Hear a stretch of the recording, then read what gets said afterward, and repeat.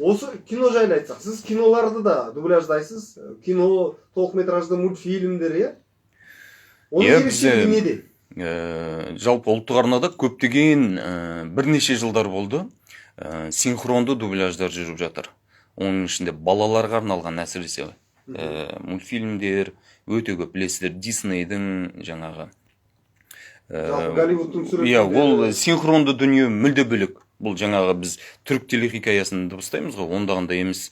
Бұл жерде біз мысалы 5-6 кейіпкерді бір адам дыбыстай берсек, синхронды дубляжда бір кейіпкерді бір актер ғана дыбыстайды.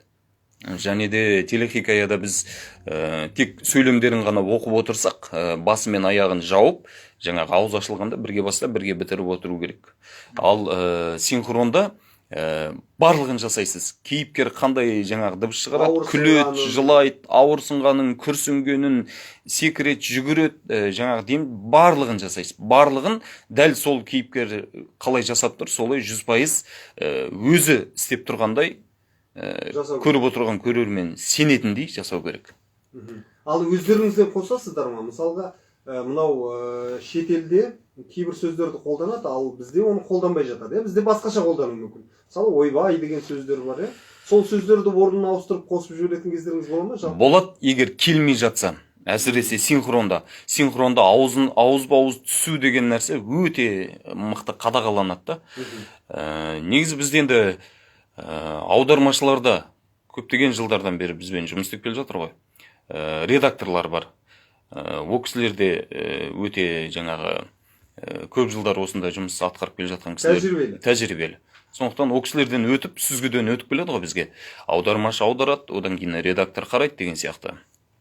Редактор сол ауызба-ауыз келеме, сөздің мағынасы барлығын сол кісі тексеріп бізге жібереді.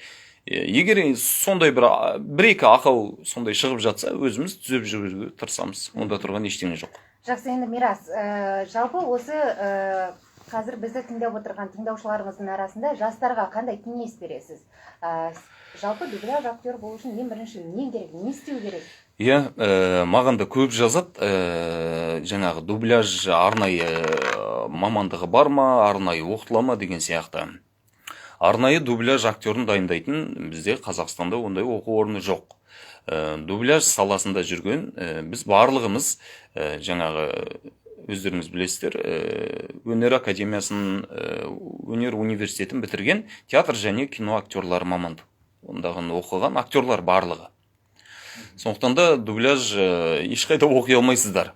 Енді сол актер мамандығын оқыған жерде білесіздер, сахна тілі, жаңағы актер өнері деген сабақтар жүреді. Бұл дубляжға келетін ең басты сол пайдалы дүние сол. Актер мамандығын бітірмеген адамдарға дубляж саласында жұмыс істеу өте қиын.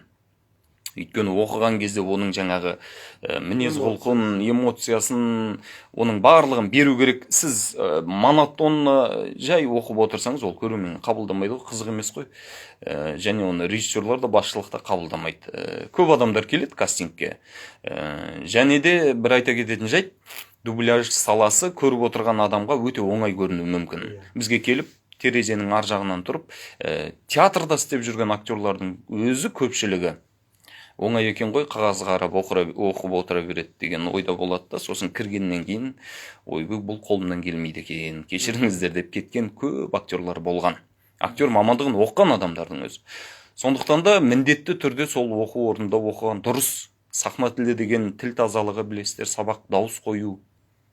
Соның бәрінен өткен дұрыс. Содан кейін барып дубляжы бар телеарналарға кастингке келесіз, режиссерлар дауысыңызды тыңдайды, тілдің тазалығын, басқасын дауыс құбылту, жаңағы 2-3 дауысты, 5-6 дауысты сала білу, соның оқу, тоқтамай мүдірмей текстен жаңағы оқу.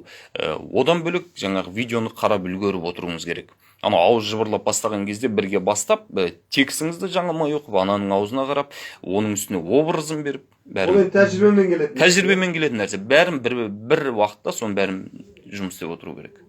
Көлік жүргізген сияқты ғой. Ал енді мысалы кейіпкердің кейде тағдыры қызық болып кетіп, соңында не істейтінін алдын ала біліп аласыздар ма, әлде дубляж барысында білесіздер ме? Жоқ, біз енді алдын ала білмейміз. Біз енді шынын айтайын, эфирден жүріп жатқан сериядан бір 10-20 серия алдыда жүреміз. Енді болу керек қой.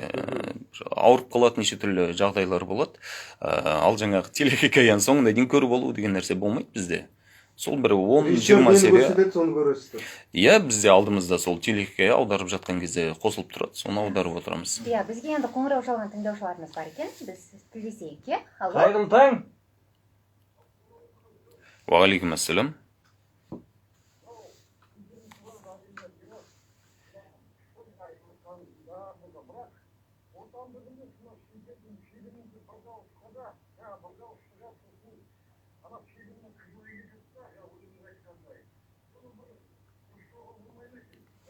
Жақсы, рахмет, сұрағыңды түсіндім. Бұл кісі былай ойлап тұр ғой, мен түсінуім бойынша, жаңағы Сериалдарды айтып жатыр ғой. жоқ, шетелдік дүние бір дауыс шығады дейді, бір-ақ дауыс.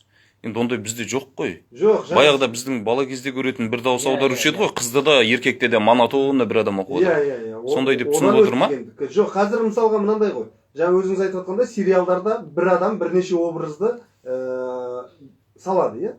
Мысалы, сіздің өзіңізде 6 рөл деп жатсыз. Ар жақта тағы бір адамдарда 2-3 рөл деген сияқты. Бір санаулы 2-3 адам ғана бір сериалды. 4 адам оқиды ғой. 2 қыз, 2 жігіт. Ал тіпті басқа арналарды қарасаңыз, бір адам толығымен сол бір сериалды жасап шығатын кездерде болады. 2 адам. Жоқ дегенде. Ондай жоқтың қасы шығар қазір. Барлық арналарда сол 4 адам. 4 адамнан. Иә. Ал енді соны көбейтуге болмай ма деген сұрақ қой. Енді ол үлкен бір жұмыс шығар. Студиялардың қаражат, студияның жұмысы, жаңағы көп дүние ол. Жалпы енді осы Қазақстанда өзі барлығы Алматы болсын, Астана болсын, жаңағы елордамызда барлық жерде сол студияларда 4 адам оқитын. Енді жаңа тамаша бір жаңалық айтып жатыр.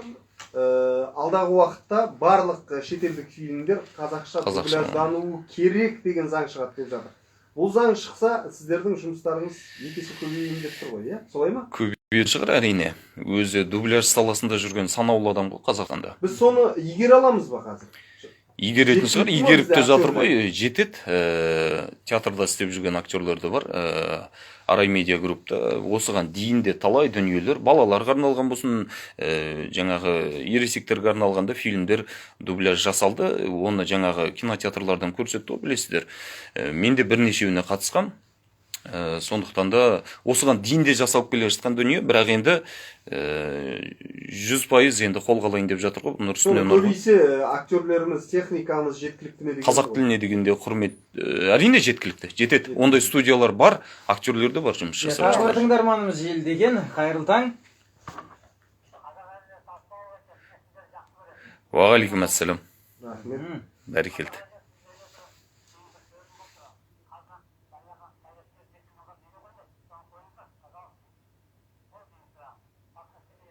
Бүгін қазақ радиосын үзбей қараңыз, міндетті түрде сериал қоямыз. Алдағы уақытта. Рахмет хабарласқаныңызға. Дәл қазір енді әр тыңдайық біз. Әннен соң бұл тақырыпты ары қарай тарқатамыз. Қалай кетті радиодан кино сұраған?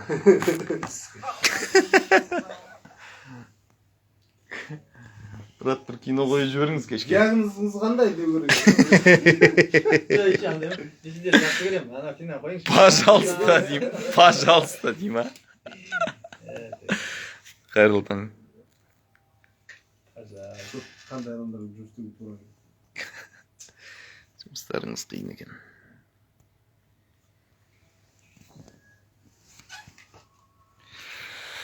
Жалғыз қонақпын, иә. Бұл кісілердің барлығы жүргізушілер. Мен жүргізуші 3 қонақ екен деп ойлап қалмаңыздар. Бұл кісі радионың қонағы, біз өмірдің қонағымыз. Айгерім, Ертас, Бекнұр.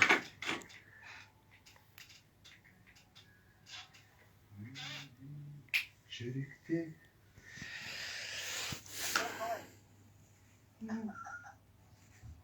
Балқып отыр, балқып.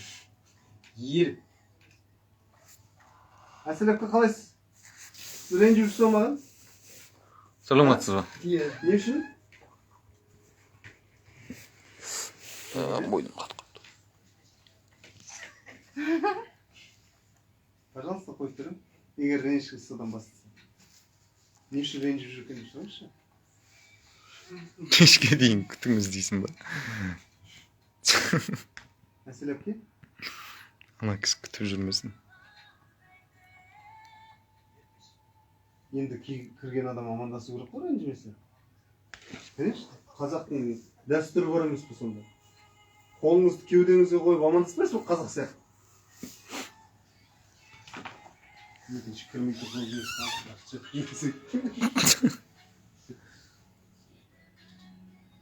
Яллап өттім. Тағы бір дауыс салуға бола ма? Басқа фильмнен? Ой, жетеді.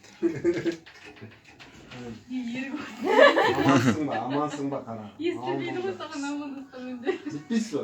Просто қандай рөлдерді саламатсыз? Қандай рөлдерді ұстадыңыз деп сұрауға болады шығар. Дауысын салмай қойық. Кімдердің дауысын? Осыған дейін, иә. 11 жыл болды. Может, Қазақстанда істейсің бе? 2010-да кірдім. Алматыда. Ең бірінші шыққан сериалдар ғой, ең танымал, иә? Қандай еді ол кезде? Мен кірген кезде Қайрат Әділгерейлер не оқып атты? Жұмонг. Дениз деген бірдеңелер жүріп атты деймін сол кезде. Есімде жоқ. Сол кезде кәріс телехикаялар көп болатын, содан бастадық біз. Дәрігер бір нәрсе деген ба? Көп болды кәрістер. Бірінен кейін бір кәріс. Түрікте жүріп атты, екеуі қатар жүретін. Қазір түрік көп па? Иә, қазір тек үнді болатын, үнді барлығын алып тастады ғой, ұлттық арна. Жалпы кино көресің өзің, сериалдар Жоқ, вообще көрмеймін. Шын айтамын. Кино көрсең. Редко бар ғой, жылына бір-екі. Иә. Жалқы күтесің. Надоели вы десең. Сонымен бағдарламамызды ары қарай жалғастырамыз, құрметті радио тыңдаушы, және де біздің тыңдаушыларымыз сауалдарын жолдап жатыр екен, соларды дәл қазір оқып өтейік. Қайырлы күн қазақ елі, Мирас замандас өнеріңіз тамаша, қайранмын дейді. Телехикаялардағы әр кейіпкерді әртүрлі адамды ұстайтын шығар деп ойлайтын, шабытыңыз шарықтай берсін, Екібастұздан Мира осындай тілегін жолдайды. Көп рахмет. Және мерейтой құтты болсын. Қонаққа сұрағым, Қайрат Әділгерей бір сұхбатында түрік тілін дубляждың арқасында үйрендім деген еді. Дубляждың арқасында шет тілдерін үйренуге бола ма не? Қаншалықты рас дейді. Бола ма немесе қаншалықты рас? Құрметпен Марат. Енді мән беріп дұрыстап тыңдап отырсаңыз бір сөздерін түсініп алуға болады ғой. Кейбір сөздер бізге ұқсас келеді. Бірақ енді мен аса бір соны 100% игеріп алдым деп айта алмаймын түрік тілін. Бірақ біршама білем дейсіз ғой. Енді Нан сұрап жей аламын. жай сөздер ғой, иә, былай аса мән бермеймін соған. Ал енді бүгін біз мынау менің сүйікті кином деген тақырыпты қозғап жатырмыз. Сіздің сүйікті киноңыз қандай, бала кездегіні айтайық. Сосын енді сіздер күнде кино көретін адамсыздар ғой, киносыншылардан да көп көретін шығарсыздар. Қазір қандай кино көріп жүрсіз, осы туралы қозғайық. Бірінші ең сүйікті киноңыз бала кезде. Енді бала кезде шынымды айтайын, ауылда өстік. Аса бір теледидардың алдында қазіргі балалар сияқты жаңағы планшет ненің алдында отырған жоқпыз. Сол далада жүрдік, асық ойнадық, ләңгі тептік, доп ойнадық, кір қожалақ болып кірмейтінбіз даладан. Кешке әрең шақырып кіргізетін, аса бір теледидардың алдында отырған бала емеспін, шын айтайын. Мектеп кезінде де сол сабақ үйірме неден босамадық. Сол ауылда жаңағы бала кезде көрмеген киноны қазір көріп жатырмын дейсіз. Иә, қазір кино деген ойбай. Бала кезде сол жаңағы төбелес киноларды көрдік қой, соны қайталап далаға шығып. Иә, Жан-Клод Ван Дамдар, сол иә, жаңағы бір-екі үйде ғана жаңағы не болатын көрсететін. Жаңағы 5 теңгеден болмаса бір жұмыртқа апарып деген сияқты бір жиналып көруші едік қой.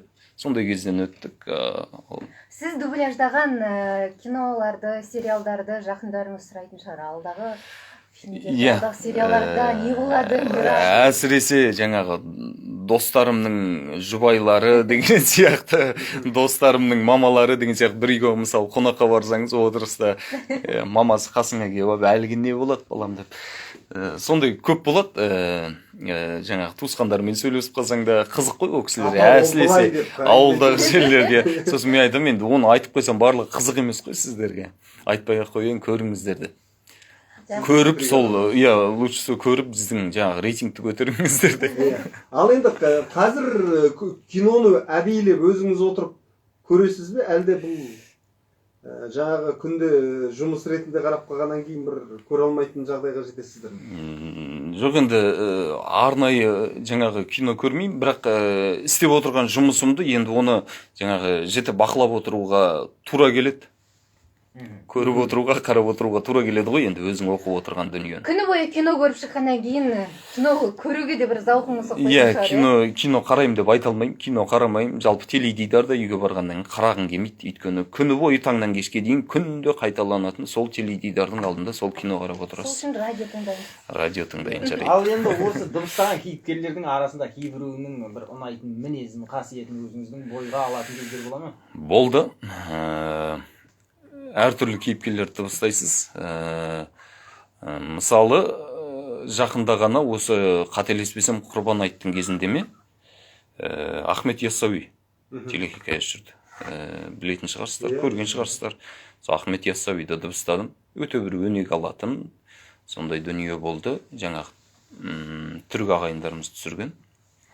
Өте бір жақсы кейіпкер. Өзім сол жаңа ұлттық арнадан да көрсетті, мені келіп түсірді жаңалықтардан. Сол Ахмет Яссауиді дыбыстағаныма өте бір өзімді бақытты сезіндім. Соған өткеніме. Содан кейін осыған дейін Ертұғырылды оқыдым. Көп адамдар білет, рейтинг жақсы болды. Ертұғырылды әлі күнге дейін сұрайды. Жаңағы жалғасы бола ма, оқисыздар ма, ұлттық арна көрсете ме деген сияқты көп сұрақтар келеді. Бір сериясында мен даусым бар соның. Ертұғырылды оқыдым.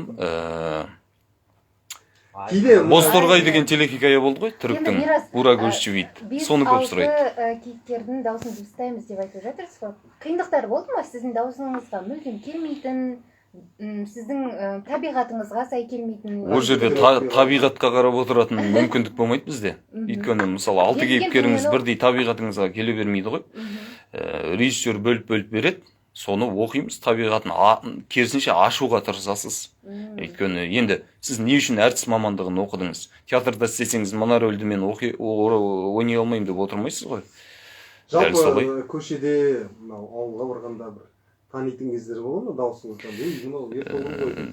Жоқ, енді аса бір ондай жағдайлар кездескен жоқ, бірақ өмірде ажырата алмайтыныңыз, жоқ, өмірде көп ажырата алмайды, бірақ жаңағы сол кейіпкердің дауысын салсаңыз таңғалып қалатындар көп болады. Естіп жатады, мысалы біреуден сіз осыны дыбыстайды екенсіз ғой, салып беріңізші деген сияқты көріп қалған кезде. Бізде енді санаулы кейде мынандай болмай ма, жаңағы кейіпкеріңіздің дауысымен өз дауысыңызды шатастырып алатын, былай шыққан кезде жаңағы сол кейіпкердің дауысымен сөйлеп жүргеніңізді байқайтын кездер жоқ, ондай болмайды. Ажыратасыздар бір. Әрине енді. Мирас, енді негізгі мамандығым актер деп айтып жатырсыз ғой, бала күннен дубляж деген бұл салаға қалай келдіңіз жалпы?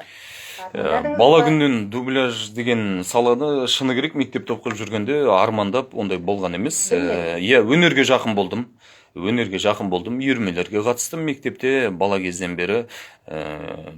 Жаңағы өзімнің әкемнің туған бауыры актер, Өскемен театрында бірнеше жыл болды. Өзімнің туған ағам актер, Жүргенов академиясын бітірген. Одан кейін мен сонда бір жанұяда 3 адам актер болып тұрмыз. Атамыз ақын жазушы болған кісі. Жалпы енді осы Алматыға жаңағы өнерге түстік. Бітіргеннен кейін Павлодар театрында Жүсіпбек Аймауытов атындағы театрда 1 жыл жұмыс істедім, актер болып. Алматыға ауысып бардым да, театрға кірейін деп жүріп, осы ұлттық арнада дубляж саласына кастинг болып жатыр дегенді естіп қалдым. Оның алдында 3-ші курста бір барғаным бар, ұстазым ертіп апарған 31-ші арнада бір мультфильмге дауыс жаңағы іздеп жатыр екен, көрдім. Содан есте қалып қойса керек, сол ұлттық арнаға барып, кастингке қабылданып, сол жерден өтіп кеттім да, сонда қалып қойдым.